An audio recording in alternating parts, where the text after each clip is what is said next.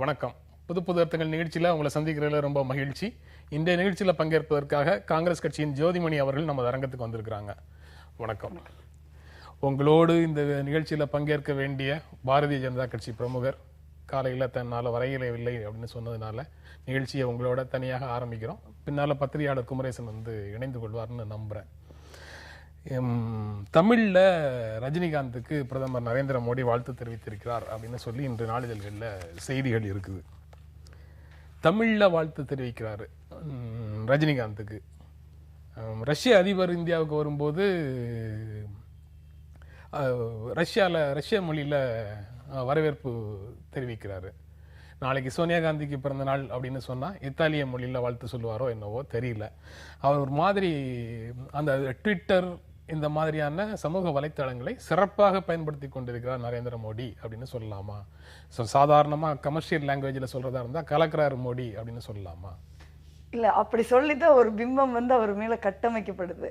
நீங்க சொல்ற அந்த இத்தாலிக்கு சொல்ற அது 2004 எலெக்ஷன்லயே ஜனங்க அந்த இத்தாலி ஆரிஜினை ரிஜெக்ட் பண்ணிட்டாங்க.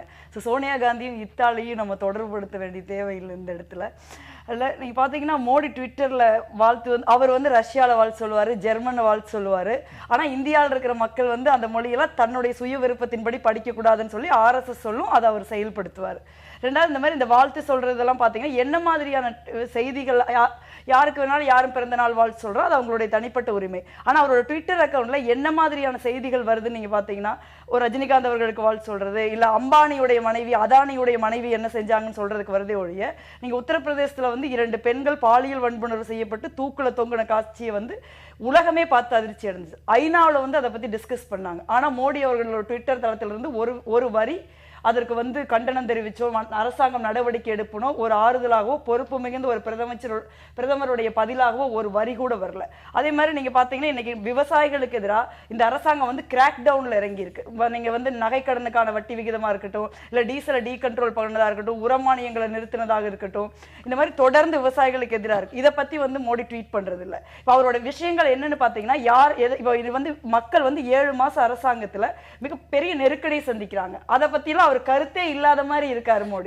கடந்த காலத்துல ஐக்கிய முற்போக்கு கூட்டணி ஆட்சியில, காங்கிரஸ் தலைமையிலான கூட்டணி ஆட்சியிலையும் கூட தேர்தலுக்கு முன்னால விஜயகாந்துக்கு வாழ்த்து தெரிவிச்ச ராகுல் காந்தி வேறு பல விஷயங்களுக்கு எதுவுமே கருத்து சொல்லாம மௌனமாகத்தானே இருந்தாரு. நீங்க அப்படி சொல்ல முடியாது. நான் சொன்ன எல்லா விஷயங்களுக்கும் நான் ட்விட்டர்ல மோடி போடலைன்னு சொன்னேன். நான் சொன்ன அதே பாலியல் வன்புணர்வு கேஸுக்கு யூபிக்கு போன ஒரே அரசியல்வாதி ராகுல் காந்தி தான். அதே மாதிரி இன்னைக்கு விவசாயிகளுக்கு எதிரான நிலம் அபகரிப்பு சட்டத்தை யூபி அரசாங்கம் கொண்டு போய் ஸ்பாட்டுக்கு போய் யாத்திரை நடந்து அடுத்த 3 ஆண்டு காலம் இதே பிஜேபியோட போராடி விவசாயிகள் நிலம் விவசாயிகளுக்கு சொந்தம்னு சொன்ன ஒரு சட்டத்தை கொண்டு வர காரணமா இருந்த ஒரு ராகுல் காந்தி. பிரச்சனை என்னன்னா, நீங்க சொல்ற மாதிரி மோடி அதே சமயம் தமிழ் மக்களுடைய உணர்வுகளை பாதிக்கக்கூடிய பல நிகழ்வுகள் நடக்கும் போதெல்லாம் இங்க ராகுல் காந்தி வரல, இது குறித்து ராகுல் காந்தி கருத்து சொல்லல அப்படிங்கறதையும் நீங்க சேர்த்து பார்க்க மாட்டீங்களா? யூபிக்கு போனாரு, யூபில உண்டான விஷயங்களுக்கு எல்லாம் இல்ல, இங்க வந்தாரு. இங்க வந்தப்போ நீங்க இங்க அவர் வந்த ஒரே ஒரு டைம்லயும் இங்க பத்திரிகையாளர்கள் உட்பட பல இன்டெலெக்சுவலை சந்திச்சாங்க. பல பேர் இலங்கை தமிழர் பிரச்சனையும் மீனவர்கள் பிரச்சனையும் அந்த கூட்டத்துல வாதமா வச்சாங்க. அதுக்கு அவர் பதில் சொன்னாரு. அதற்கப்புறம் போய் அவர் பிரைம் மினிஸ்டருக்கு இலங்கை தமிழ் மக்கள் தொடர்பாகவும் இந்திய மீனவர்கள் தாக்கப்பட்டது தொடர்பாகவும் ஒரு லெட்டர் எழுதினாரு. அந்த லெட்டர் டைம்ஸ் ஆஃப் இந்தியா நாங்க கூட வெளியில டைம்ஸ் ஆஃப் இந்தியா RTIல போட்டு ராகுல் காந்தி பிரைம் மினிஸ்டருக்கு எழுதின லெட்டர்கள் பட்டியலை வாங்கினாங்க. அந்த லெட்டர்ல அந்த காப்பி இருந்தது. அதற்கப்புறம் நிருபமா ராவ் போனாங்க. அதற்கப்புறம் சேஞ்ச் வந்து. நான் என்ன சொல்ல வர்றேன்னா, மோடி அவர்கள் நிறைய நொய்டா, அகமதாபாத், பாம்பே, டெல்லி, பெங்களூர் இந்த மாதிரி இடங்கள்ல ஏராளமான மக்களை பல லட்சம் ரூபாய் சம்பளத்தில் ஆட்களை ஹையர் பண்ணி இந்த மாதிரியான ஒரு புரபகண்டா ஒரு பலூனை ஊதி பெரிதாக்குறார். அதான் இந்த ட்விட்டர்ல தமிழ் வாழ்த்து, ரஷ்யா வாழ்த்து, இல்ல ஜெர்மன் வாழ்த்து எல்லாம் இந்த பிம்பத்தை நம்பி ஏமாந்துதான் ஜனங்க ஓட்டு போட்டு இன்னைக்கு 7 மாசம் கழிச்சு எதுவுமே நடக்கலன்னு மிகப்பெரிய அதிருப்தியில் இருக்காங்க. சோ இது ஒரு ஊதி பெரிதாக்குறது ட்விட்டர்ல. இன்னைக்கு பாத்தீங்கன்னா நீங்க ஒரே ஒரு விஷயம் நான் சொல்ல, டைம்ஸ்ல முத நாள் ஃபுல்லா பத்திரிகை செய்திகள் வந்தது. மோடி அதிகம் பேர் ஓட்டு போட்டாங்க, அவர் தான் உலகிலேயே முன்னணி தலைவரா தேர்ந்தெடுக்கப்பட்டிருக்காங்க. 3வது நாள் அதே டைம்ஸ் அவர் டிராப் பண்ணிருச்சு. ஏன்னா ஃபேக் ஐடியில இருந்த போட்ட ஓட்டுன்னு சொல்லி அவங்க கண்டுபிடிச்சு அதை அவர் ரிமூவ் பண்றாங்க. இது ஒரு இந்தியாவுக்கு நிகழ்ந்த அவமானம். 1930 மகாத்மா காந்திக்கு அந்த கொடுக்கப்பட்டிருக்கு சிறந்த சமூக வலைத்தளங்கள்ல இணையத்துல உருவாக்கப்படுகின்ற பிம்பம் எல்லாமே பல ஃபேக் ஐடிகளால குறிப்பிட்ட எம்ப்ளாயிஸ், ஒரு எம்ப்ளாய் பண்ணப்பட்ட நபர்களால, ஃபேக் ஐடிஸால உருவாக்கப்படுகின்றன அப்படின்னு சொல்றீங்க. இன்னும் சொல்ல போனா அவருடைய சோசியல் மீடியா அக்கவுண்ட்ல 22 மில்லியன் ஃபாலோவர்ஸ் இருக்காங்க. அதுல 18 மில்லியன் பேர் ஃபேக். இப்ப அவங்க மேல டிஃபமேஷன் போடணும்னாலும் போடலாம், நாங்க ஆதாரங்களை தர தயாரா இருக்கோம். சோ இது வந்து கட்டமைக்கப்படுது. இப்ப அதனோட ரிசல்ட் தான் இன்னைக்கு ஜனங்க 7 மாசமா பாத்துட்டு இருக்காங்க. இன்னைக்கு இந்த செய்தியை வெளியிட்ட ஒரு ஆங்கில நாளிதழ்ல, ரஜினி எங்க கட்சிக்கு சேரல, எங்க கட்சியில சேரலனாலும் பரவாயில்ல, தனி கட்சி தொடங்கி ஆதரவு தராட்டாலும் பரவாயில்ல, அவருக்கு நரேந்திர மோடி வாழ்த்து சொல்லியிருக்காருல, அந்த ஒரு பாஜகவினுடைய நண்பர்னு ஒரு இமேஜ் இருக்குல்ல, அந்த இமேஜ் வந்து எங்களுக்கு ஆதரவை பெற்று தரும் அப்படின்னு ஒரு மூத்த பாஜக தலைவர் சொன்னதாக ஒரு செய்தி வந்திருக்குது அந்த நாளிதழில். நீங்க அவங்க ரஜினிகாந்தை நம்புறாங்க, நீங்க வந்து காங்கிரஸ் கட்சியை மீண்டும் இங்க காமராஜர் ஆட்சியை உருவாக்குவதற்கு குஷ்புவை நம்புறீங்களா? ஏன் வந்து சினிமா நட்சத்திரங்களை நோக்கி 2 பெரிய தேசிய கட்சிகளும் போறீங்கன்னு ஒரு கேள்வி வந்து எழுந்துகிட்டே இருக்குது. இதுதான் திராவிட இயக்கங்களோட நீங்க போட்டி போட்டு அரசியல் செய்வதற்கான பொருளா? இல்ல, நீங்க குஷ்பு வந்து கட்சியில சேர்ந்தாங்க அப்படின்னா குஷ்பு நம்பித்தான் காங்கிரஸ் இருக்குதுன்னு இல்ல. இப்ப தமிழ்நாடு காங்கிரஸ் கமிட்டி தலைவர் அவர்களா இளங்கோவன் அவர்களை போட்டப்புறம் நீங்க பாக்குறீங்க, ஃபர்ஸ்ட் இந்த மின்சார ஊழலை தமிழகத்துல 3.5 வருஷமா ஊழல்னே பேசப்படாத ஒரு சூழல்ல மின்சாரத்துறையில் ஊழல் நடக்குதுன்னு சொன்ன தமிழ்நாடு காங்கிரஸ் கமிட்டி தலைவர் தான் முதல்ல சொன்னார். இன்னைக்கு அந்த ஊழலுடைய பிரதிபலிப்பாக தான் மின் கட்டணத்தை நம்ம பாக்குறோம். ஊழல் நடக்கிறதுனால தான் மின் கட்டணத்தை உயர்த்த வேண்டி இருக்கு. 3 ரூபாய்க்கு வாங்க வேண்டிய மின்சாரத்தை 15 ரூபாய்க்கு வாங்கினா நீங்க 5 மடங்கு வாங்குற இடத்துல 1 மடங்கு மின்சாரம் தான் வாங்குறீங்க. அப்ப வந்து 5 பேருக்கு மின்சாரம் கொடுக்கிற இடத்துல ஒருத்தருக்கு தான் உங்களால கொடுக்கும். இது வந்து ஊழல்.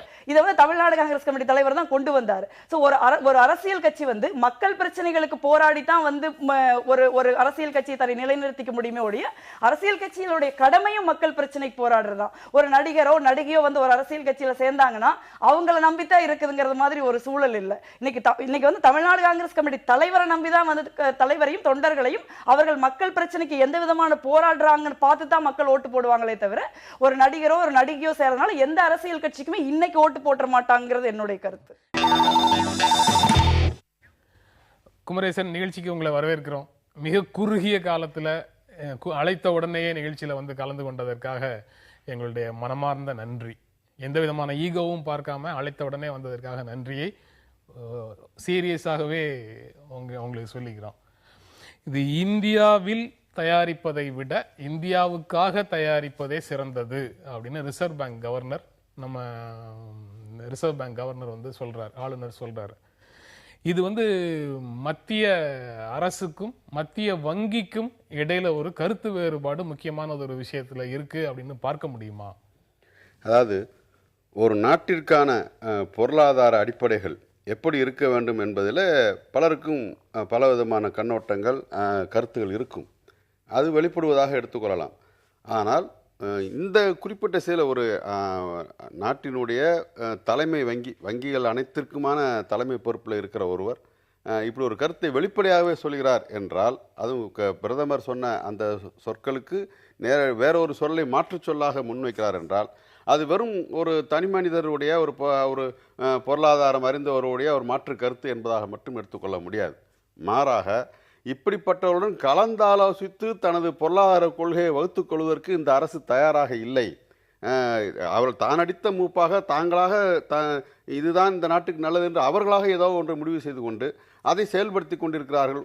ஒரு விதமான கூட்டு தலைமை அல்லது வல்லுநர்களுடன் கலந்தாலோசித்து கொள்கைகளை வகுப்பது என்கின்ற அணுகுமுறை இல்லை என்பது அப்பட்டமாக வெளிப்படுகிறது. நீங்க எப்படி பாக்குறீங்க இதை? இல்ல, இப்ப சொல்லி இருக்கிறது யாருன்னு நம்ம பார்க்க வேண்டியிருக்கு. ரகுராம் ராஜன் வந்து ஒரு சாதாரண ஆள் கிடையாது. உலகம் முழுக்க மதிக்கக்கூடிய ஒரு பொருளாதார நிபுணர். 2009 உலகம் பொருளாதார சரிவை சந்திக்கும் என்பதை 2003 சொன்ன ஒரே ஆள்.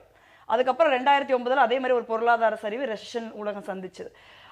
அப்படிப்பட்ட ஒருத்தர் தான் அதே மாதிரி திருப்பியும் இன்னைக்கு வந்து 2012 இருந்து உலகம் பொருளாதார சரிவை சந்திக்கும் பொழுது அவர் மாதிரி ஒருத்தர் இருந்தாதான் வந்து நீங்க வந்து சிதம்பரமே ஒரு மிகச்சிறந்த ஒரு பொருளாதார வல்லுநர், அன்னைக்கு இருந்த பிரதமர் மன்மோகன் சிங் அவர்கள் பொருளாதார வல்லுநர் இருந்தா கூட ரகுராம் ராஜன் இருந்தா வந்து இன்னும் கொஞ்சம் நல்லா இருக்கும்னு சொல்லிதான் அவங்க ரகுராம் ராஜனை வந்து ரிசர்வ் பேங்க் கவர்னர் அன்னைக்கு இருந்த அரசாங்கம் கொண்டு வந்தது. இப்ப ரகுராம் ராஜன் அவங்க சொல்றது ரொம்ப முக்கியமான பாயிண்ட் என்னன்னா, நீங்க சொல்ற மாதிரி இந்தியாவுக்காக இந்தியாவுல பண்ணாம இந்திய மக்களுக்காக பண்ணுங்க அப்படின்னு அவர் சொல்றாரு. இப்ப அதுதான் நம்மளுடைய ஒரிஜினல் மாடல். நீங்க பாத்தீங்கன்னா இன்னைக்கு கரூரோ திருப்பூரோ முதல்ல வந்து அவங்க லோக்கல் மார்க்கெட்டை பண்ணி போனாங்க. இந்தியாவில் தயாரிப்போம் அப்படின்னு சொல்றதும் இந்திய மக்களுக்காக செய்யக்கூடிய ஒரு திட்டம் தானே. ரெண்டுக்கும் அடிப்படையில பெரிய வேறுபாடு. அது கிளாரிஃபை பண்ணிருக்காரு ரகுராம் ராஜனே. இப்ப இந்தியாவில் தயாரிப்போம் சைனாவுடைய மாடல் அது. இவங்க சொல்ற மேக் இன் இந்தியா, அன்னைக்கு நீங்க அந்த மேக் இன் இந்தியா ப்ராசஸை கவனிச்சு பார்த்திருந்தீங்கன்னா கிட்டத்தட்ட இன்னொரு சைனாவை உருவாக்குற முயற்சியா தான் அது இருந்தது. அன்னைக்கு பாத்தீங்கன்னா கன்ஸ்ட்ரக்டிவா அதுல எல்லா திட்டங்கள் நீங்க மோடி அவர்களோட இதை பாத்தீங்கன்னா வெறும் காயின் ஆஃப் லாங்குவேஜ் தான் இருக்குது. நீங்க அதை சொல்லியே தான் அதான் திருப்பி நான் ப்ரிசைஸ்லி அதான் சொல்றேன். ஆனா வந்து திட்டம்னா அன்னைக்கு பார்த்தா எதுவுமே இல்லை. அன்னைக்கு அவங்க சொன்னது இன்னொரு ஏன் சைனா பண்றாங்க, இன்னொரு சைனாவை நம்ம பண்ணுவோம். ரகுராம் ராஜன் தெளிவா சொல்லியிருக்காரு, இன்னொரு சைனாவுக்கு உலகத்துல இடம் இல்லை அப்படிங்கிறது அவருடைய பாயிண்ட். ரெண்டாவது அவருடைய பாயிண்ட், இப்ப இந்தியாவில மட்டும் பொருளாதார சரிவு இருக்கிற மாதிரியும் அதற்கு காங்கிரஸ் அரசாங்கம் காரணம் என்பது மாதிரியும் ஒரு சித்திரம் வந்து காட்டப்பட்டது. பல லட்சம் கோடி ரூபாய் அதானி காசுல வந்து காட்டப்பட்டது. அதற்கான பணத்தை வந்து அதானி இப்ப வந்து எடுத்துக்கிட்டு இருக்காரு. ஆனா உலகம் முழுக்க பொருளாதார சரிந்திருக்கிற சூழல்ல அடுத்த 5 ஆண்டுகளுக்கு நீங்க என்னதான் பண்ணாலும் வாங்கக்கூடிய சூழலில் உலக நாடுகள் இல்லை அப்படின்னு ரகுராம் ராஜன் வந்து ரொம்ப தெளிவா சொல்றாரு. அப்ப உலக மார்க்கெட் உலகம் முழுக்க பொருளாதாரம் எப்படி இருக்கு, நம்ம உற்பத்தி பண்ணா யாரு வாங்குவாங்க, என்ன உற்பத்தி பண்ணணும், இதையெல்லாம் ஒரு அரசாங்கம் வந்து சிந்திக்கணும். இந்த அரசாங்கத்திற்கு ஒரு தொலைநோக்கு திட்டமே கிடையாது. இவங்களுடைய திட்டம்ங்கிறது இந்துத்துவ அஜெண்டா. இப்ப வந்து நீங்க நம்ம ஸ்டேட்மெண்ட்ஸ் பாக்குறோம். இப்ப அவர் வந்து 3 விஷயம் வந்து ரொம்ப குறிப்பா அதுல ரகுராம் ராஜன் சொல்றாரு. நம்ம என்ன பண்ணலாம், அதுல இருக்கிற 3 விஷயத்துக்கு முன்னாடி நீங்க போகும்போதே போற போக்குல ஒரு அடி அடிச்சிட்டு போறீங்க.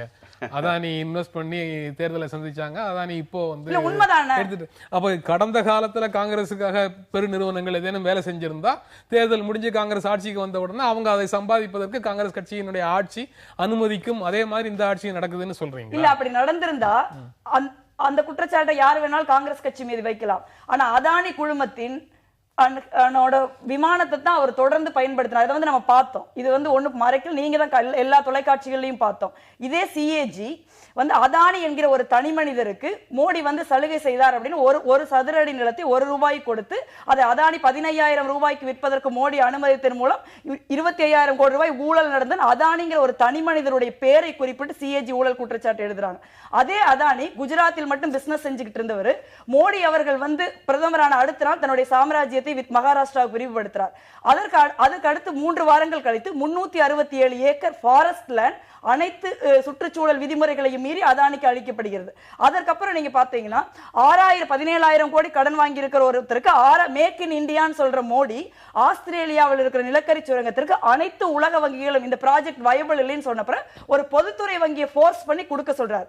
இப்போ வந்து யார் மேல வேணாலும் யாரும் குற்றச்சாட்டு வைக்கலாம், ஆனா ஆதாரங்களோட வைக்க வேணும்ங்கிறதா என்னுடைய பாயிண்ட். இந்த அரசாங்கம் அதானிக்காக நடக்கிறதுங்கிறது ஃபேக்ட் பை ஃபேக்ட்டா நீங்க சொன்னாங்க. யார் மேல வேணாலும் யாரும் குற்றச்சாட்டு வைக்கலாம். நீங்களும் அதே மாதிரி ஒரு குற்றச்சாட்டு வைக்கிறீங்களா? அதுக்கு பதில் சொல்வதற்கு பாரதிய ஜனதா கட்சியில ஒரு கருத்து நான் சொல்ல விரும்புறேன். அதாவது அவர் சொல்லியிருப்ப முக்கியமான விஷயம் என்னன்னா, இந்தியாவில் வந்து தயாரிச்சுட்டு இந்தியாவிலேயே அதை மார்க்கெட் பண்ண முடியாத நிலைமை இங்க இருக்கு. ஏன்னா இந்திய மக்களில் மிக பெரும்பாலும் இன்னும் வாங்கும் சக்தியை தொட முடியாதவர்கள். அவர்கள் தயாரிக்கக்கூடிய பொருள் அவங்க இன்னும் வெறும் இட்லி இது அரிசிக்கும் கோதுமைக்கே அலைகிற மக்களாகத்தான் நம்ம மக்கள் வைக்கப்பட்டிருக்கிறார்கள். இவங்க சொன்னாங்க பொருளாதார கொள்கை பற்றி சில வளர்ச்சிகள் இருக்கு, நான் மறுக்கலை. பிஜேபிக்கும் இவர்களுக்கும் நிச்சயமாக வேறுபாடு இருக்குங்கிறது நான் மறுக்கலை. என்றாலும் கூட கடந்த கால வேறுபாடு இருக்குன்னு சொல்றீங்க. நிச்சயமாக எதில் பிறகு பேசுவோம்.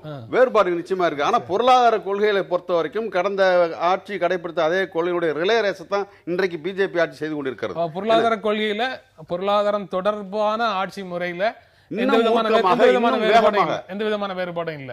அதான் சொல்ல, இன்னும் வேகம் என்பதில் மாறுபாடு இருக்கிறது. இன்னும் மூர்க்கமாக செயல்படுத்தி கொண்டிருக்கிறார்கள் என்பதில் வேறுபாடு இருக்கிறது. அதனுடைய விளைவாகத்தான் மக்களுடைய வாங்கும் சக்தி என்பது மறுக்கப்பட்டிருக்கிறது. எனவே தான் நீங்க மேக் இன் இந்தியா என்று இங்கே தயாரித்துட்டு வெளி உலகத்தில் போய் வெளிநாடுகளில் போய் மார்க்கெட் பண்றதுக்கு எக்ஸ்போர்ட் பண்றதுக்கான அந்த பொருளாதாரத்தை யோசிக்காதீங்க. இந்தியாவுக்காக இந்திய மக்களுடைய வாங்கும் சக்தி அதிகரிப்பதற்கு, இங்கே வேலை வாய்ப்புகளை அதிகரிப்பதற்கு அதற்கான திட்டத்தை கொண்டு வாங்க சொல்றாரு. இதைத்தானே கடந்த காலத்தில் இடதுசாரிகள் சொல்லிக்கொண்டே வந்திருக்கிறார்கள். இடதுசாரிகளுடைய முழக்கத்தை ரகுராம் ராஜன் ஆதரிக்கிறாருங்கிற மாதிரி ஆகுது நீங்க சொல்றது. அப்படி ஒரு துணி வருது. நான் ஜோதி வந்து சிஏஜி பத்தி பேசினதுனால சிஏஜி தொடர்பாக வரக்கூடிய ஒரு எண்ணத்தை உங்ககிட்ட பகிர்ந்துக்கிறேன். நீங்க அது கருத்து சொல்லுங்க.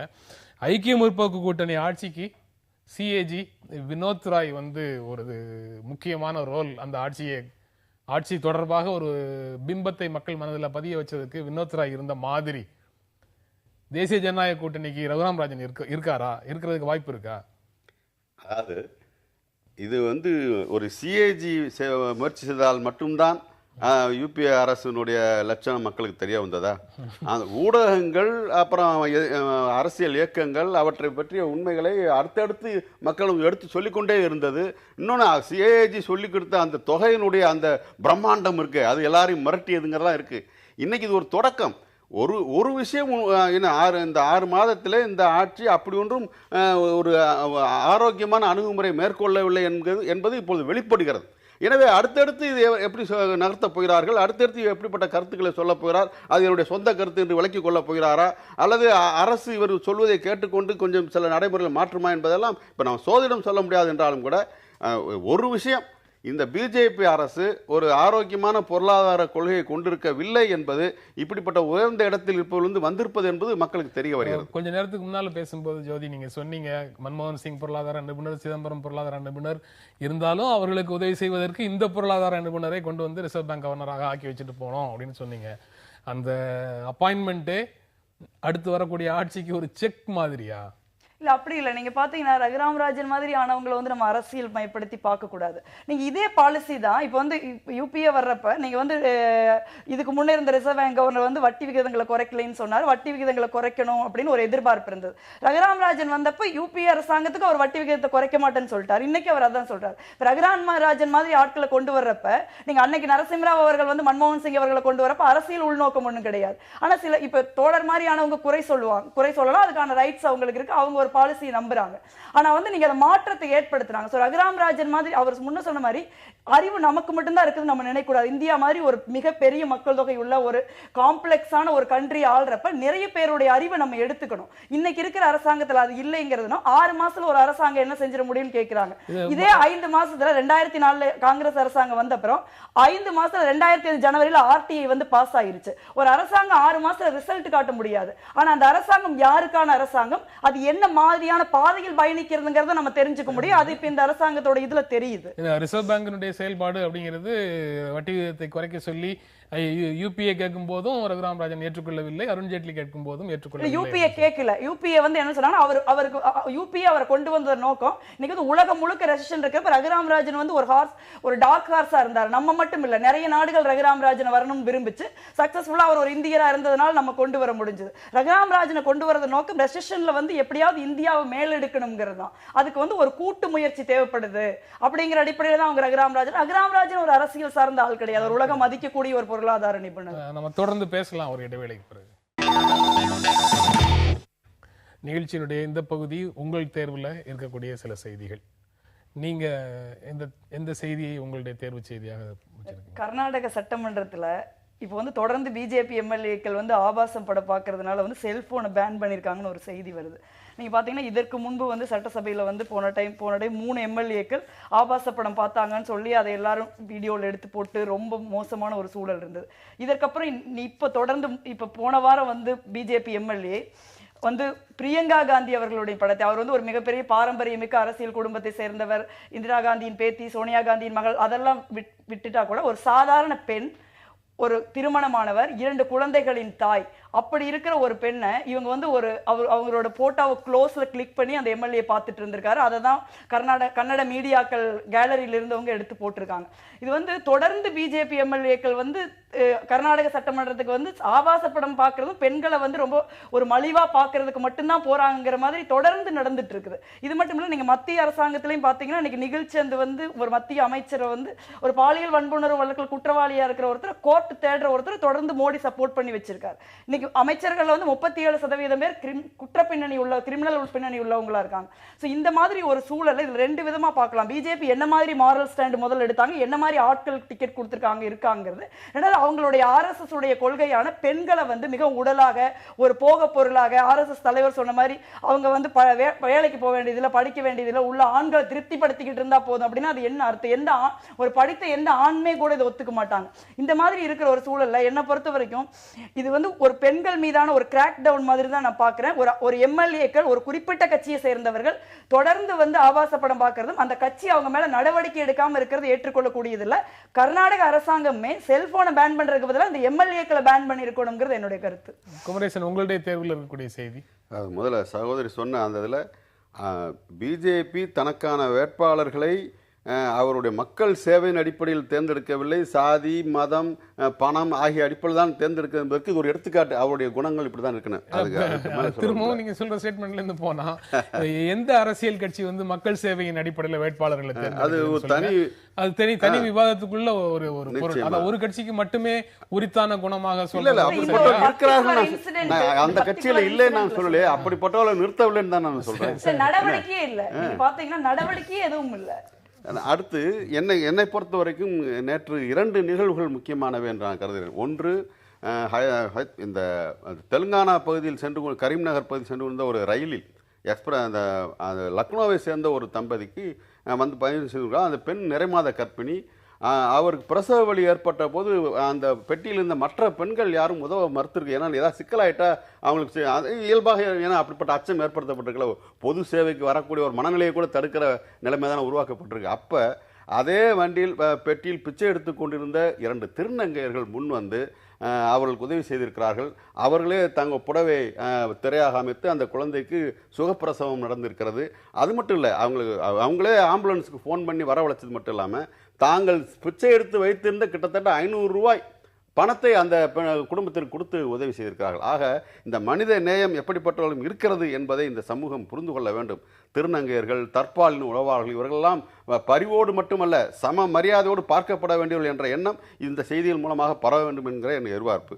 இரண்டாவது, நேற்று சென்னையில் ஒரு முக்கியமான நிகழ்வு நடந்திருக்கிறது. பகவத்கீதையை தேசிய நூலாக அறிவிக்க வேண்டும் என்றெல்லாம் சதித்திட்டங்கள் தீட்டப்படுகிற போது அது எப்படிப்பட்ட நூல், அது தேசிய நூலாக மட்டுமல்ல ஒரு பாடநூலாக கூட இருக்க தகுதியற்ற நூல் என்பதை அம்பலப்படுத்திய ஒரு நிகழ்வு நேற்று சென்னையில் நடந்திருக்கு. திராவிடர் கழகத்தின் ஏற்பாட்டில் வீரமணி அவர்களும், மார்க்சிஸ்ட் கட்சியை சேர்ந்த பேராசிரியர் அருணன் அவர்களும், விடுதலை சிறுத்தைகள் கட்சியினுடைய தலைவர் திருமாவளவன், அந்த இந்திய கம்யூனிஸ்ட் கட்சியினுடைய மாநில செயலர் தா பாண்டியன், திராவிடர் இயக்க தமிழர் பேரவையினுடைய தலைவர் சுப வீரபாணி அவர்களெல்லாம் கலந்து கொண்ட நிகழ்ச்சி நடந்திருக்கிறது. அந்த கூட்டத்தினுடைய செய்திகள் இன்னும் பரவலாக தமிழகம் முழுக்க செல்ல வேண்டும் என்பது என்னுடைய எதிர்பார்ப்பு. ஒரு இடைவெளிக்கு அப்புறம் நம்ம தொடர்ந்து பேசலாம். தொடர்ந்து சில நாட்களாக இந்தியாவில் நடந்து கொண்டு இருக்கக்கூடிய சில நிகழ்வுகள் நரேந்திர மோடிக்கு தன்னுடைய அமைச்சர்கள் மீதும் தன்னுடைய கட்சி நாடாளுமன்ற உறுப்பினர்கள் மீதும் இருக்கும் பிடி தளர்கிறதோ அப்படிங்கிற எண்ணத்தை உருவாக்குவதாக சில செய்திகள் வந்து வெளியாகி இருக்குது. மூத்த அமைச்சர்கள் வந்து தேசிய புனித நூல் வேணும் அப்படின்னு கேட்குறாங்க. இளைய அமைச்சர்கள் வந்து ராமரின் குழந்தைகளுடைய ஆட்சி கேட்குறாங்க. ஆளுநர்கள் ராமர் கோயில் கட்டப்படணும் அப்படின்னு சொல்றாங்க. நாடாளுமன்ற உறுப்பினர்கள் நாதராம் கோட்சேயினுடைய தேசபக்தி பத்தி பேசுறாங்க. இது எல்லாமே பிரதமருடைய ஒப்புதலோடு அல்லது இந்த கருத்து பிரதமரின் உடன்பாடான கருத்தாக வெளிப்படுகிறதா, இல்ல பிரதமர் வந்து வளர்ச்சி அந்த மாதிரி சில திட்டங்களோட போராடி கொண்டு இருக்கும்போது இவர்கள் வேறு விதமான சிந்தனைகளை இங்க வெளிப்படுத்துறாங்களா, அவருடைய பிடி வந்து ஆட்சியினுடைய ஒருமுகமான பயணம் வந்து சிதறிக்கொண்டிருக்கிறதா அப்படிங்கிற மாதிரியான கேள்விகள் வந்து ஊடகங்கள்ல எழுப்பப்படுகின்றன. இந்த நிகழ்வுகளை குமரேசன் நீங்க எப்படி பாக்குறீங்க? முதல்ல பிரதமர் நரேந்திர மோடி அவர்கள் ஏதோ அவர் தனியாக இதற்கு ஒரு கொள்கையை வழி வைத்திருப்பது போலவும், அவருடைய அமைச்சர்களும் நாடாளுமன்ற உறுப்பினர்களும் அவர்களால் நியமிக்கப்பட்ட ஆளுநர்களும் தங்களுடைய விருப்பத்துக்கு தகுந்த பேசுவது போலவும் ஏற்படுவது ஒரு விதமான ஏதோ அவர் மிக பெர்ஃபெக்டாக இருப்பது போன்ற ஒரு தோற்றத்தை ஏற்படுத்துகிற வேலையாக இருக்கிறது. ஏன்னா பிரதமர் முதல்ல எப்படிப்பட்ட கொள்கை கோட்பாடுகளை வைத்திருக்கிறார். அவர் தேர்தல் பிரச்சாரத்தின் போதே தன்னை ஒரு தேசிய இந்து என்று சொல்லிக்கொள்ள தயங்காதவர். அதுவும் எங்கெல்லாம் மதம் என்பது குதறி போய் ஏற்பாடாக இருக்கும் அந்த மாநிலங்களாம் சென்று தன்னை ஒரு பெரும்பான்மை மதத்தை சார்ந்தவர் என்று அறிவிக்க தயங்காதவர். தமிழகம் போன்ற மாநிலத்துக்கு வரும்போது வேறு விஷயங்களை பேசுவார், டெவலப்மெண்ட்டை பற்றி. ஆனால் அங்கெல்லாம் போகும்போது அந்த மத உணர்வுகளை கிளறி விடுவதற்கு கொஞ்சமும் தயங்காதவர் அவர். ஆக நான் ஏற்கனவே சொல்லிட்டு வந்திருக்கிறேன், பிஜேபி என்பது அரசியலுக்காக மதத்தை பயன்படுத்துகிற கட்சி அல்ல, மதத்திற்காக அரசியலை பயன்படுத்துகிற கட்சி என்று. அந்த அடிப்படையில் அந்த கோட்பாடுகளை அவருடைய சக அமைச்சர்களும் நாடாளுமன்ற உறுப்பினர்களும் மிக சரியாகவே செய்து சக கொண்டிருக்கிறார்கள். அமைச்சர்களும் நாடாளுமன்ற உறுப்பினர்களும் வெளிப்படுத்தக்கூடிய கருத்துக்கள் அவருடைய கருத்தோடு உடன்பாடானவைதான் அப்படிங்கிறது உண்மையாக இருந்தால் அவை தொடர்பாக இவர் ஏன் மாற்று கருத்து சொல்லணும், அல்லது வருத்தம் தெரிவிக்கணும், அல்லது மன்னிப்பு கேட்கணும்? அப்போ ஏதோ ஒரு வேறுபாடு இருக்கு அப்படின்ற மாதிரி பொருள் இல்லையா அதுக்கு? இப்ப நீங்களே உங்களுடைய செய்திகள்ல வாசிச்சு காமிச்சீங்க. நிரஞ்சன் ஜோதி அவர்கள் ஒரு கூட்டத்தில் பிஜேபி அல்லாத மற்றவர்களெல்லாம் தவறான முறையில் பிறந்தவர்கள் என்று அறிவிக்கிறார் என்றால் அதில் வெறும் அந்த எதிர்க்கட்சிகளை மற்றும் தாக்குகிற விஷயம் அல்ல, வேறு நம்பிக்கைகள் கொண்ட அனைவரையுமே இழிவுபடுத்துகின்ற அந்த ஒரு பெரும்பான்மை மதத்திற்கான அந்த அதற்கே உரிய அந்த மத வெறி போக்கு என்பது இருக்கிறது. அதை நாங்கள் கூப்பிட்டு கண்டிச்சிட்டேன், இனிமேல் அந்த மாதிரி நடக்காது என்று நீங்கள் சொன்ன மாதிரி பிரதமர் சொன்னார். ஒன்று அடுத்து ஒருவர் இன்னொரு அரசு நிகழ்ச்சியிலேயே போய் காந்தியை கொன்றவர் ஒரு தேசபக்தர் என்று பேச முடிகிறது என்றால் அப்படின்னா என்ன அர்த்தம்? ஒரு பக்கம் நீங்கள் பேசிக்கிட்டு இருங்க, அதுக்கப்புறம் வருத்தம் தெரிவிச்சுக்கலாம். ஆனால் முதலில் பேசிய பேச்சு ஏற்படுத்துகிற தாக்கம், அதை பற்றி நடத்தக்கூடிய நாடு முழுக்க நடக்கக்கூடிய விவாதங்கள், அதை ஏற்படுத்துகிற உணர்வுகள் தான் அவர்களுக்கு முக்கியம். ஆக இது ஒரு விதமான நடைமுறை தந்திரம் என்று நான் பார்க்கிறேன். இது ஒரு நடைமுறை தந்திரம்னு குமரேசன் சொல்றாரு, நீங்க எப்படி பாக்குறீங்க? இல்ல, அது நடைமுறை தந்திரம் தான். தேர்தல் ஆரம்பிச்ச அப்புறம் நீங்க என்ன ஒரு மோடி ஒரு வளர்ச்சியின் பிதாமகர் போலவும் இப்ப மத்தவங்க தான் இந்துத்துவா போலவும் ஒரு விஷயம் சித்தரிக்கப்பட்டது தேர்தல். ராகுல் காந்தி அவர்கள் தேர்தல் ஆரம்பிச்சப்ப நான் சொன்னதை ரீகால் பண்ண விரும்புறேன். இந்த தேர்தல் 2 சித்தாந்தங்களுக்கு இடையே நடக்கிற போட்டி அப்படின்னு ரொம்ப தெளிவா அவர் சொன்னார். ஒன்று, இந்த தேசத்தை பிளவுபடுத்துகிற தமிழர்கள், தெலுங்கர்கள், மலையாளிகள் என்று பன்முக கலாச்சாரங்களை கொண்ட மக்கள் வாழ்கிற ஒரு தேசத்தை ஒரு ஒற்றை ஆதிக்கத்தின் கீழ் கொண்டு வருகிற ஒரு சித்தாந்தம் இருக்கும். உண்மையே இந்த தேசத்தை பல மக்கள், பல இனங்கள், பல கலாச்சாரங்கள் இருக்கிற மதிக்கிற உண்மையிலேயே வளர்ச்சியை நோக்கி எடுத்து போன 2 இடங்களுக்கும் இருக்கிற சித்தாந்தங்களுக்கு இடையிலான தேர்தல் சொன்னாங்க. ஆனால் அவர் சொன்ன எளிய உண்மை என்பது பல லட்சம் கோடி ரூபாய் கருப்பு பணத்தை கொட்டப்பட்ட ஒரு ஒளி மிகுந்த தேர்தல் பிரச்சாரத்துல அமுங்கி போச்சு. அதுதான் இன்னைக்கு வெளியில வந்துகிட்டு இருக்கு. 2 சித்தாந்தங்களுக்கு இடையான போட்டி தான் இது. நீங்க பாத்தீங்கன்னா இன்னைக்கு என்ன இப்ப இவர் பண்ணிட்டு இருக்காங்க அப்படின்னா, சித்தாந்தங்களுக்கு இடையிலான போட்டின்னு சொல்றீங்க.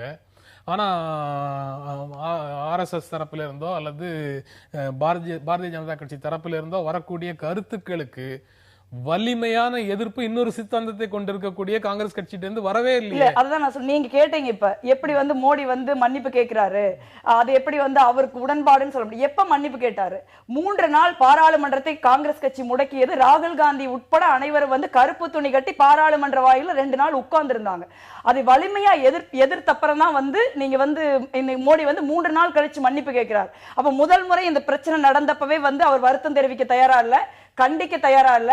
பிஜேபி ஒரு கட்சி ரீதியா அவங்களை கண்டிக்க தயாரா இல்ல. ராகுல் காந்தியும் காங்கிரஸ் கட்சியும் மற்ற எதிர்க்கட்சிகளும் போராடி தான் இது நடந்தது. அப்ப இது மட்டுமல்ல, உத்தரப்பிரதேசத்துல ஒரு போராட்டத்தினுடைய முடிவு காரணமாக, போராட்டத்தினுடைய விளைவாக அரசு ஒரு விஷயத்துல மன்னிப்பு கேட்டதுன்னா அடுத்த 2வது நாள் 3வது நாளே அதே மாதிரியான ஒரு நிகழ்வு திரும்ப நடக்குமா என்ன? இல்ல, அதான் நான் சொல்றேன். அப்ப அந்த போராட்டத்தினுடைய வலிமையை பற்றி அரசு என்ன நினைக்குதுங்கிற ஒரு பார்வை அதுல வேணும். இல்ல, என்னன்னா நீங்க இது ஒரு அரசாங்கம் தன்னுடைய அஜெண்டா என்னன்னு தெளிவா சொல்லுது. இன்னைக்கு எதிர்க்கட்சிகள் எல்லாம் இணைந்து போராட முயற்சி பண்றாங்க. காங்கிரஸ் அவங்களை திரட்டுது. எல்லாரும் இன்னைக்கு ஓரணியில் நின்று தான் போராடுறாங்க. இது இன்னைக்கு கட்சி காங்கிரஸா சிபிஎம்மா சிபிஐங்கிற சூழல் நம்ம இல்ல. இன்னைக்கு ஒரு நாட்டையே ஒரு ஆபத்து விளைவிக்கக்கூடிய ஒரு சித்தாந்தத்தை நோக்கி இவங்க எடுத்துட்டு போறாங்க. நீங்க பாத்தீங்கன்னா இது இந்துன்னு இப்ப ஒரு பிரௌட் இந்துன்னு சொல்லி சொன்னாரு மோடின்னு அவர் சொல்றாரு. இந்துவா இருக்கிறது ஒண்ணு கொலை குற்றம் கிடையாது. நான் இந்துனா நான் இந்து தான், இன்னொருத்தர் முஸ்லீம்னா அவர் முஸ்லீம் தான். ஆனா இந்த இந்துங்கிற காயின் எப்படி பின்னப்படுது நம்ம கவனமா பார்க்க வேண்டி இருக்கு. இந்துங்கிறது ஒரு மதம் மட்டும் கிடையாது, அது ஒரு கலாச்சாரம். நான் முன்னே சொன்ன மாதிரி ஒரு தமிழர்கள் தமிழ் கலாச்சாரம் உடையவர்கள், மலையாளிகள் மலையாள கலாச்சாரம் உடையவர்கள், வங்காளிகள் கலாச்சாரம் உடையவர்கள். இப்ப இவங்க எல்லாம் ராமனை வழிபடுவர்கள் கிடையாது. இப்ப எனக்கென்று ஒரு குலதெய்வம் இருக்கு. இப்ப நான் கடவுள் நம்பிக்கை உள்ளவங்களா இருந்தா குலதெய்வத்தை கும்பிடுறேன். கடவுள் நம்பிக்கை இல்லைனாலும் இந்து மதம் ஏத்துக்குது. நான் பௌத்தம்னு சொன்னாலும் இந்து மதம் ஏத்துக்குது. நான் சைனர்னு சொன்னாலும் இந்து மதம் ஏத்துக்குது. அப்ப இந்து மதத்துக்கு என்று ஒரு பரந்துபட்ட தன்மை இருக்குது. இந்து மதம் யாரை கட்டாயப்படுத்துறது இல்லை. நீங்க இப்ப இவங்க என்ன பண்றாங்கன்னா, இவங்க எல்லாரும் இந்து அப்படி ஒரு பெரும்பான்மை அடிப்படையில் கொண்டாடுறாங்க. இன்னைக்கு இந்துன்னு சொல்றவங்கள பெரும்பான்மை அடிப்படையில் கொண்டு வருவாங்க. நாளைக்கு இந்தி பேசுறவங்க எல்லாம் பெரும்பான்மைன்னு சொல்லுவாங்க. அப்ப தமிழர்கள் மலையாளிகள் வங்காளிகள் எல்லாம் ஆட்டோமேட்டிக்கா அடிபட்டு போயிடுறாங்க. இது நம் கண்ணை கொண்டு நம் விரலை கொண்டு நம்ம கண்ணை குத்த வைக்கிற ஒரு முயற்சியும் ஒரு குறிப்பிட்ட ஒரு பகுதியினரின் ஒரு மேல்வர்க்க சாதியினரின் அந்த பிராமணர்கள் அல்ல, நான் அந்த இடத்துல தெளிவா சொல்றேன், பிராமணியத்தின் கீழ் ஒரு ஒரு ஒரு சமூகத்தை வந்து கொண்டு வர்றதுக்கான ஒரு முயற்சி தான் இவங்க செய்யறாங்க. இந்த முயற்சி தான் ஆரம்பத்தில் அரசு காந்தி மேல இவங்களுக்கு என்ன கோபம், காந்தியை கொன்றதால் இவங்க கோட்சே தேசபக்தர்னு சொல்றாங்க. காந்தி எப்படிப்பட்ட ஆள் நம்பர், மார்ட்டின் லூதர் கிங், நீங்க வந்து இன்னைக்கு ஆங் சாங் சுகி, நெல்சன் மண்டேலா, இன்னைக்கு பல பேர் காந்தியை ஃபாலோ பண்றாங்க. காந்தி வந்து ஒரு சுதந்திர போராட்டத்தை மக்கள் இயக்கமாக மாற்றியவர் மட்டுமல்ல, அவர் ஏன் காந்தியை பின்பற்றுபவர்கள் அப்படின்னு நம்ம கோட் பண்றதுக்கு இந்தியால இருந்து ஒருத்தரை கூட நம்மால சொல்ல முடியல. இந்தியால இருந்து எந்த ஒரு அரசியல் கட்சியையும் நம்மால சொல்ல முடியல. அது ஒரு தனி விவாதத்திற்குரிய விஷயம் தான். அல்லது நான் மறுக்க இல்ல, நான் சொல்ற இந்த பாயிண்ட் வந்து நான் சொல்றது, உலக நாடுகள் கூட கொண்டாடுகிற ஒருவரை அவருடைய முயற்சியை ஃபாலோ பண்ணி தான் வந்து நீங்க ஆமையை கீழே வைக்கிறாரு நெல்சன் மண்டேலா. அதுக்கப்புறம் சவுத் ஆப்பிரிக்கால இருந்த ரீகன்சிலியேஷன் நம்ம பார்த்தோம். ஆர்ம சரியான நேரத்துல கீழே வைக்காம போன அழிவையும் நம்ம பாக்குறோம். நான் என்ன சொல்றேன்னா, காந்தி அவங்க ஏன் கொண்டாங்கன்னா, காந்தி வந்து ஒரு ஒரு ஒரு ஒரு மத இன சகிப்புத்தன்மைக்கான அடையாளமா இருக்காரு. இந்துக்களுக்கு எதிராக கலவரங்கள் நடக்கிற இடத்துல அவர் அங்க போய் நிக்கிறாரு, முஸ்லீம்களுக்கு எதிராக கலவரங்கள் நடக்கிற இடத்துல அவர் அங்க போய் நிக்கிறார். காந்தி என்கிற ஒரு மனிதருடைய இருப்பு இந்தியா என்கிற அடையாளத்தை மையப்படுத்துதுங்கிறதுனாலதான் இவங்க காந்தியை கொண்டாங்க. இன்னைக்கு வந்து அந்த சீக்கியர்களுக்கு எதிராக கலவரம் நடக்கும் போது காந்தி இல்ல இல்ல, யாருக்கு எதிராக கலவரம் நடந்தா தவறுதான். அதை வந்து எந்த கலவரையும் சாதாரண மக்களுக்கு எதிராக இனத்தின் பெயரால் மதத்தின் பெயரால் நடத்த, சீக்கியர்களுக்கு எதிரான கலவரம் இனத்தின் பெயரால் நடந்த மதத்தின் பெயரால் நடந்த கலவரம் அல்ல. ஆனாலும் அந்த கலவரம் தவறுதான் என்பதில் வந்து மாற்று கருத்து கிடையாது. இஷ்யூ என்னன்னா, இன்னைக்கு வந்து காந்தியினுடைய இந்தியா இது. இன்னைக்கு வந்து ஏன் பிஜேபி இத்தனை வருஷமா வந்து ஒரு அன்னைக்கு கூட வாஜ்பாய் அரசாங்கம் கூட ஒரு கூட்டணி அரசாங்கம் இந்துத்துவாவை கைவிட்ட ஒரு அரசாங்கத்துக்கு தான் மக்கள் வாக்களித்தார்கள்.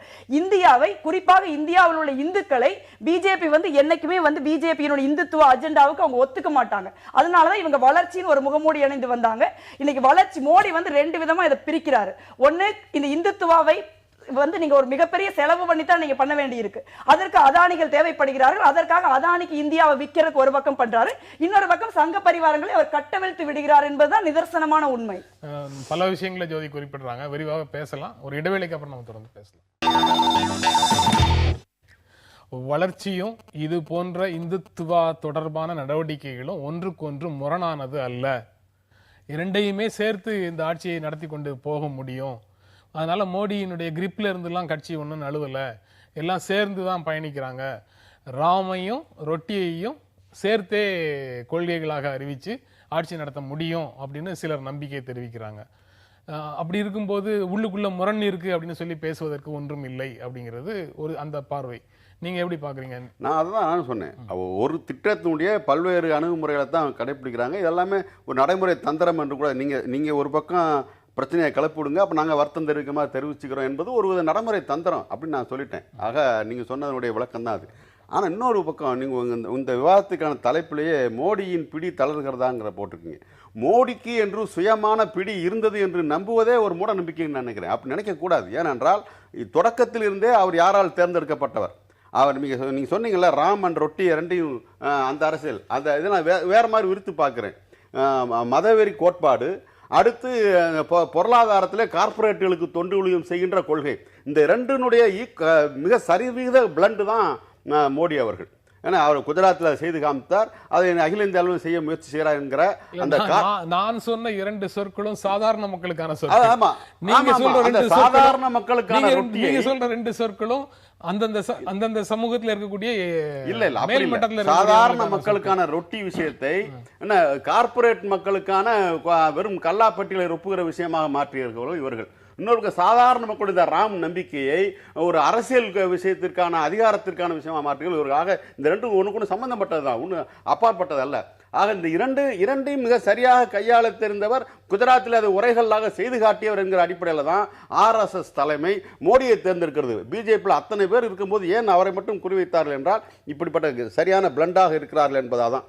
அந்த அடிப்படையில் தான் அந்த பிளான் சரியான கலவை அங்கிற அடிப்படையில் தான் அவருடைய அத்தனை நடவடிக்கைகள் பண்ண அதனுடைய பிரதிபலிப்பாகத்தான் அவருடைய மற்றொரு சக அமைச்சர்கள் எம்பிக்களுடைய இந்த இப்படிப்பட்ட பேச்சுக்களும் வெளிவந்து கொண்டிருக்கின்றன. அவருக்கென்று சுய அதிகாரம் என்பது கிடையாது. சுய அதிகாரம் என்பது வேறு, சுயேட்சையான அதிகாரம் என்பது வேறு. அவருக்கு சுயேட்சையான அதிகாரம் என்பது கிடையாது. அவரை பின்னால் இருந்து இயக்கி கொண்டிருப்பது அவர்களை ஏற்கனவே முன்னால் வைத்த அதே RSS தலைமை தான். அவர் சொல்ற கருத்துக்களை அப்படியே நீங்க ஏற்றுக்கிறீங்க? நீங்க சொன்ன ராம் ரொட்டிங்கிறது ஒன்றும் புதுசு இல்லை. அத்வானி வைத்து மக்களால் தோற்கடிக்கப்பட்ட ஸ்லோகன் தான் அந்த ராம் ரொட்டி. அதே இந்துக்கள் அதிகமாக வாழ்க்கிற மாநிலத்திலேயே அவங்க மண்ணை கவிட்டாங்க அந்த எலெக்ஷன்ல. தேர்தலுக்கு முன்பு இதை சொல்கிற தைரியம் மோடிக்கும் பாஜகவுக்கும் இருந்ததா? தேர்தலுக்கு முன்பு இந்த மாதிரி ராம் பத்தி அவங்க எங்கேயாவது பேசினாங்களா? இந்த தேர்தலில் இல்ல இந்துத்துவ அஜெண்டாவை பத்தி எங்கேயாவது எதுவுமே பேசல.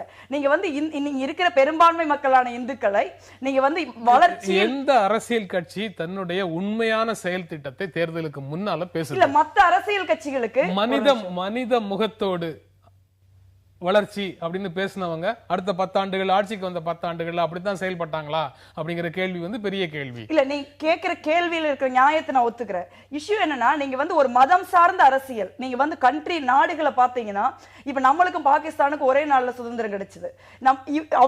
பாகிஸ்தானை விட பல மடங்கு இருக்கிற மக்கள் தொகையுடைய நாட்டுடைய வளர்ச்சியும் பாகிஸ்தானுடைய வளர்ச்சி இன்னைக்கு வேற. ஏன் அப்படின்னா பாகிஸ்தான் ஒரு மதம் சார்ந்த அரசியலை முன்னெடுத்தது.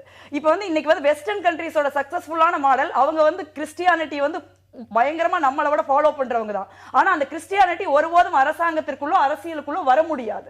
எங்கெல்லாம் வந்து நீங்க வரலாறு தொன்று தொட்டு பாத்தீங்கன்னாலே எங்கெல்லாம் மதம் அரசியலோடு கலந்ததோ அந்த நாடுகள் மிகப்பெரிய வீழ்ச்சியையும் ரத்த ஆறு ஓடி இருக்கு, அதுதான் சந்திச்சிருக்கு. அதனால இந்தியர்கள் ரொம்ப கவனமாக, அவங்க இஸ்லாமியர்களோ கிறிஸ்தவர்களோ பார்சிகளோ இந்துக்களோ ரொம்ப கவனமாக மதம் இந்தியாவில் இருக்கு, மதம் இந்திய அரசியலுக்குள் இருக்கக்கூடாதுங்கிறதான் நேருவோ காந்தியோ அன்னைக்கு பட்டேலோ ரொம்ப கவனமா இருந்தாங்க. அதனுடைய 60 ஆண்டு கால வளர்ச்சி தான் இன்னைக்கு நம்ம பார்த்தோம். தோழர் சொன்ன மாதிரி குஜராத் மாடல் அவர் சொன்னாரு.